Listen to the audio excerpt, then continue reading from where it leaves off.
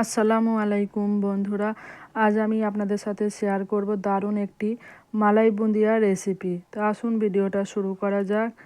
তো এখানে আমি নিয়ে নিয়েছি এক বাটি বেসন ও ওই বাটিরই নিয়ে নিয়েছি এক বাটি ময়দা। এরপরে শুকনো উপকরণটার মধ্যে আমি দিয়ে দিলাম পরিমাণ মতো লবণ। তারপরে বেসন, ময়দা ও লবণটাকে ভালো করে একটু মিশিয়ে নেব। তারপরে এর মধ্যে দিয়ে দিলাম 1 চামচ ঘি। ঘিটা দেওয়ার পরেও আবারও ভালো করে একটু মিশিয়ে নিলাম বেসন ও ময়দা। এরপরে আমি এখানে নিয়ে নিয়েছি দুধ। আজকে কিন্তু আমি দুধ দিয়ে এই ব্যাটারটা বানাবো। তো দুধটা এখানে আমি জাল দেওয়া দুধ নিয়ে নিয়েছি, তবে দুধটা কিন্তু গরম নয়, জাল করে ঠান্ডা করে নিয়েছি। তো এখানে ব্যাটারটাকে সুন্দরভাবে মেখে নিয়েছি। দেখতেই পাচ্ছেন খুব বেশি পাতলাও নয়, খুব বেশি ঘনও নয়। তবে এখানে আপনারা লিকুইড দুধ না ব্যবহার পেলেও আপনারা এখানে পাউডার দুধ জলের সাথে মিশিয়ে ওই ব্যাটারটাকে মেখে নিতে পারেন। তো এদিকে দেখুন আমি ফ্রাই প্যানের মধ্যে তেলটাকে খুব ভালোভাবে গরম করে নিয়েছি এবং একটা ছান্তার সাহায্যে ওপর থেকে ব্যাটারটা দিয়ে দিলাম। ব্যাটারটা দিতে না দিতে তেলের মধ্যে দেখছেন বুঁদিয়াগুলো কি সুন্দরভাবে পড়ছে ও সাথে সাথে কীরকম ফুলে উঠছে। তো বুঁদিয়াগুলোকে এবার আমি একটু বেশ নাড়াচাড়া করে ভালো করে তেল ঝরিয়ে তুলে নেব। আজকের এই ভিডিওটা আপনারা সম্পূর্ণ দেখতে থাকুন, একদম স্কিপ করবেন না, তাহলে বুঝতে পারবেন না।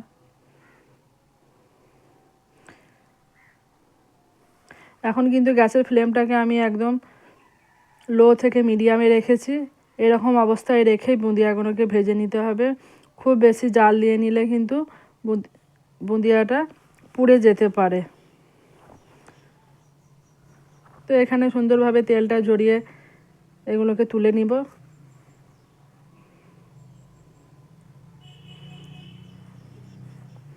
আপনারা দেখতেই পাচ্ছেন বুঁদিয়াটা কত সুন্দরভাবে ভাজা হয়েছে। ঠিক একই রকমভাবে আবারও আমি ছান্তার মধ্যে এরকম ব্যাটার দিয়ে দেবো চামচে করে। ও দেবার সাথে সাথে দেখছেন কীরকমভাবে বুঁদিয়াগুলো নিচে পড়ছে ও ভাজা হচ্ছে।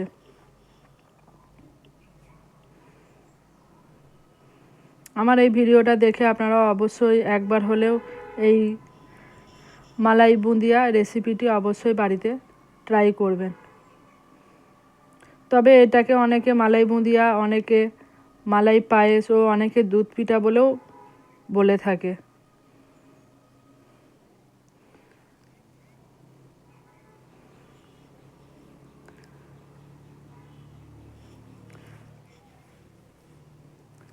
ঘরে থাকা সামান্য উপকরণেই কিন্তু এই মালাই বুঁদিয়া খুব অল্প সময়ের মধ্যেই বানানো যায়। তো এখানে আমি সমস্ত মালাই বুঁদিয়াগুলোই ভেজে নিয়েছি।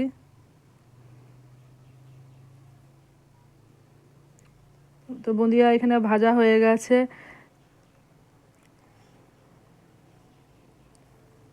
তবে এখানে একটা একটা কিন্তু গায়ে গায়েও লেগে গেছে, কিন্তু এতে কোনো অসুবিধা নাই।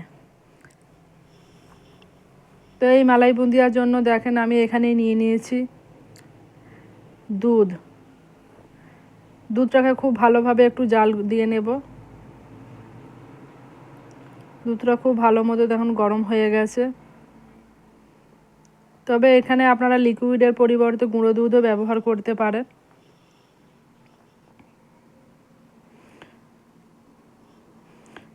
দুধের মধ্যে আমি দিয়ে দেব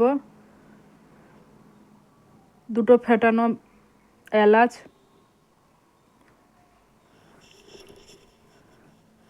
এলাচ দুটো ফাটিয়ে দিলে তার সেন্টটা কিন্তু আরও বেশি ভালো হয়।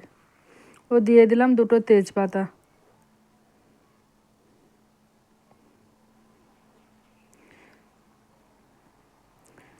ও দিয়ে দিলাম চিনি।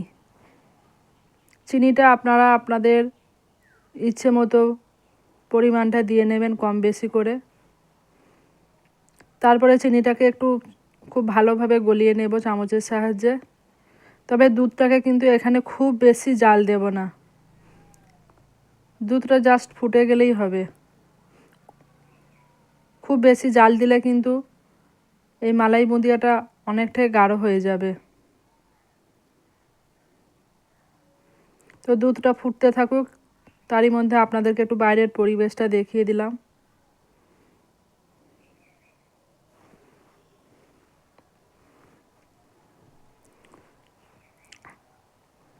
ভিডিওটা দেখার পরে আপনারা অবশ্যই কমেন্ট করে জানাবেন ভিডিওটা কেমন লাগলো, এবং এরকম নিত্য নতুন ভিডিও পেতে চ্যানেলটাকে সাবস্ক্রাইব করে পাশে থাকবেন, ওই ভিডিওটাকে বেশি বেশি করে শেয়ার করে দেবেন। তো দেখলেন দুধটা কিন্তু ভালো মতোই ফুটে গেছিলো। তারপরে কিন্তু আমি এখানে ভেজে রাখা বুঁদিয়াগুলো দিয়ে নিলাম। দেওয়ার পরে একটু চামচের সাহায্যে ভালো করে একটু নাড়াচাড়া করে দিলাম।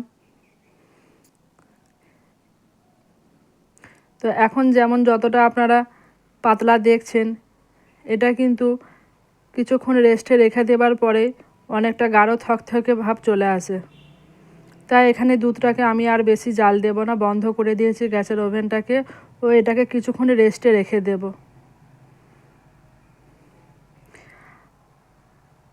আপনারা যারা এরকম মালাই বুঁদিয়া খাননি অবশ্যই একবার খাবেন বাড়িতে বানিয়ে, তা না হলে দেখবেন একটা আফসোস থেকে যাবে যে কেন এরকম মালাই বুঁদিয়া আগে একবার হলেও করে খাইনি। মানে খেতে এতটাই সুস্বাদু ও এতটাই টেস্টি হয়।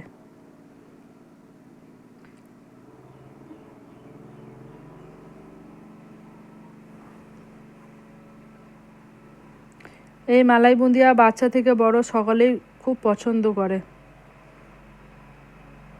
তো মালাই বুঁদিয়া আমার এখানে রেডি হয়ে গেছে, একটা প্লেটের মধ্যে আমি নিয়ে নিয়েছি। দেখে যতটা সুন্দর মনে হচ্ছে, খেতেও কিন্তু ততটাই সুস্বাদু ও লোভনীয় হয়েছে। ও আগের থেকে কিন্তু অনেকটাই গাঢ় ও থকথকে ভাব চলে এসেছে।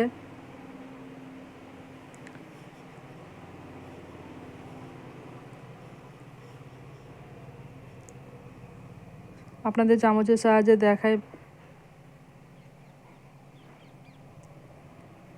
তো দেখা হবে আবার নেক্সট ভিডিওতে। সবাই ভালো থাকবেন, সুস্থ থাকবেন। আল্লাহ হাফেজ।